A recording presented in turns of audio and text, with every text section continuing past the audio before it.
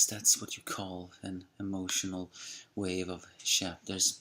And seeing that it was Thanksgiving just last time, well, what do you say we take these off as a special reminder of it all? The Angry Anime Fan, the Despair Reviewer, here to bring you chapter 925. And if, in case you're wondering why I'm talking a little bit quietly, well, you know, it's an early morning and I'm not really in my best of moods. Not best of moods, best of volumes. First of all, this was an information dump of a chapter on One Piece. First of all, we get switched to Perona, who is still living with Mihawk, as we know, who has tended to farce. Here, reading a news that Gecko Moria has done a zombie invasion. She immediately wants to leave, but even though Hawkeye says stay safe, she still feels like very thank you for everything. So well, I guess they had a pretty strange relationship, but it was good. However, Hawkeye does mention that leaving is the best though. We're then switching to Pirates Island Beehive, where we see Gecko Moria for the first time in a long while. You all remember, actually, I didn't want to see Gecko Moria this arc. However, the trick, no, not the trick, what is that word? The amount of information we got from Wano would have been kind of foolish if we didn't see Gecko Moria. Note, I didn't want to see him, but I just had a feeling we would, and indeed we would, just not the way I suspected. Granted, it's never as you suspect, but you know what I mean. Either way, in this situation, for some reason, Gecko Moria is invading an island that Blackbeard calls home using a Sambo army, and we're also introduced to one of his more captain of the fleets, including Avalo Pizarro. Here's a wrong though, we're also introduced to Shiryu of the Rain, but they say both are the captain of the second ship. I don't recall, was Shiryu the captain of the first ship, or something else?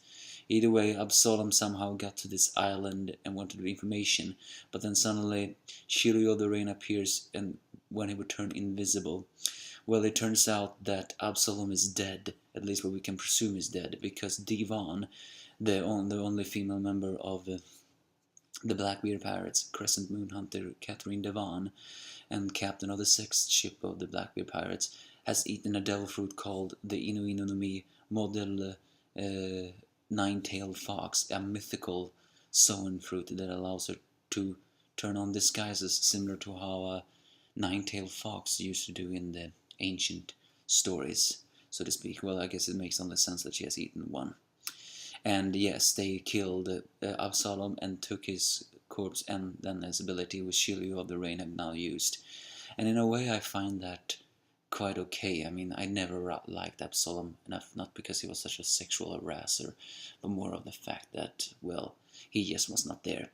And we're introduced for the first time in ever to Blackbeard, his new appearance, which is very different from Jump Force. It's also apparent that he's become quite a pervert, as he's surrounded by ladies on both sides, but his island is full of his underlings. Yes, Blackbeard, Marshall D. Teach, who apparently has a 2,246,600,000 bounty. I mean, that is high. But a lot of people thought they would at least be over 5. But I guess all the Junkos has that much. Either way, he is also wearing a coat. And the news is now made clear to all of us. You all remember the news that Chopper unfortunately chopped off? Well, it appears that time has passed in the reverie. And somehow the revolutionary army has actually clashed with Admiral Ryukoku and Fujitora.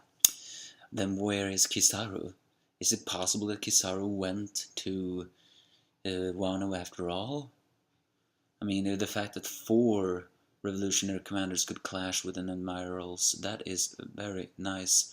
But he is also mentioning what we already know, but wasn't sure of. Big Mom, the Emperor, is heading towards Wano. It is confirmed now. She is heading there. This is truly the Battle of the Throne, as Act 2 begins. We're introduced to the Ashira Dojimaru, who clashes with Inu Arashi, and it turns out they are pretty even.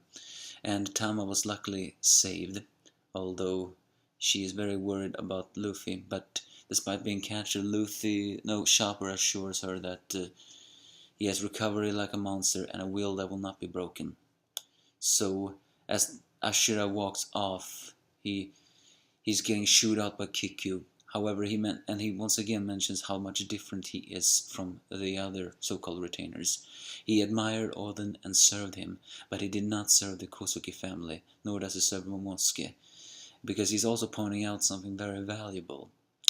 The Kosuke family may have returned, and they may want to change this, country. However, it's worth noting that they were gone for 20 years. 20 blank years. So how can they make up that? How can they change the entire Wano Kuri that has been a tyrannical one, and a world where you have to become a eater in order to survive? How can you even do that? How can you change it? Do you really think you can fill the people for 20 years? And then the chapter ends with the most strange thing of all. I thought for sure we were gonna see these characters only later, but no, we were introduced to them immediately. It seems to be Jack's big bros, or maybe it's more akin to call them, he looked up to them as his big bros. And seeing that Jack was no pushover, the fact that they can scold him is kind of strange. Yes, it's the other two disasters, although they are not called disasters here. We can only presume from their names that they are disasters. King the Wildfire and Queen the Plague, who despite having a name of Queen is a man, a very fat and ugly man, mind you. But yeah, King, it's worth noting that they seems to each have a distinct personality. Is the fact that they scold Jack, and then King called Queen a bothersome person, idiot, while Queen calls King a scumbag, and also is the fact that Queen cannot break the spirits of a few cheeky brats, while he calls King a torture-loving perverted bastard, given to the fact that King wears a mask. I'm getting a very Dominic-like feeling from him, and the fat bastard that is Queen, that is very ugly.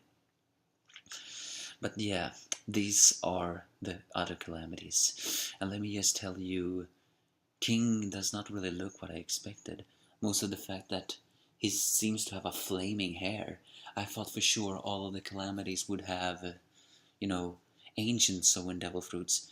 But no, he appears to have a mythical devil fruit. It's also worth noting he has wings. Wings spread out like an angel, like a black angel, really. So is that part of his mythical devil fruit? And also Queen appears to tinker with some things and appears to have a cyborg arm. I don't really know. But he's a fat, ugly bastard. So yeah, this was an information dump of a chapter. There were many people who theorized we would see Blackbeard, Big Mom, and Big Moria, but not the way we thought. We finally saw Blackbeard, but now in this situation. Act 2 has truly begun, and just like we have been promised, there is going to be a gathering of mad people. Big Mom is on her way. The revolutionary forces has clashed with Marines, which means that the infiltrating of Reverie has not been as effective as they thought they were. Because what has happened then? Truly, we're gonna get bits and pieces what has happened to the Reverie and to the revolutionary as this act goes on. Can they change Ashura Doji's motives? I don't think so. But either way, it pisses me off to see Blackbeard again. He is as arrogant as ever. But the real danger is Big Mom heading towards Wano. The crew have strong belief that Luffy can handle this.